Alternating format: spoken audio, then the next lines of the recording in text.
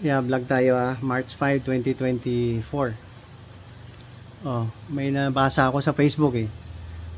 May bisita pala ako, si Mingpi andyan yan, siya yung driver natin nung 2000. Yung motor ko na baliktad, ang sidecar. Mingpi yan, Mingpi Sira.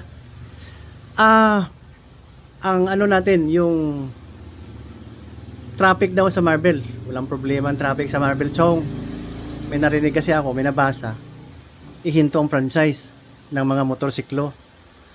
Jeep lang daw ang bigyan ng franchise. Ganito. Di ba hindi nagahinto yung pagbinta, paggawa ng sidecar? Yun lang naman ang love ng Pinoy no? Motorsiklo. Pag may anak yan sa abroad, ang dream ng tatay, magka-motorsiklo, i-franchise mo na lahat yan. Problema nila yan pagbayad ng kanilang mortgage. Hayaan mo na sila. Lahat may franchise, lahat i-accommodate. Color coding lang, Yung iba, ABC, kung ano, number coding, huwag magbiyahe ng iba ng Martes. Siguro sa plate number ending 1, 2 times a week. 2 times a week na hindi magbiyahe. Yun lang. Gawa ng flyover, Skyway, itong Marbel from Yulubas Terminal to Pingoy. Yung sinasabi ko, forever and ever yan, wala nang problema.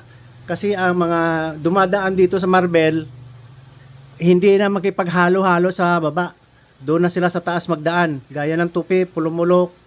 Ayan, may mga skyway yan. Maniwala kayo sa akin. Trust me.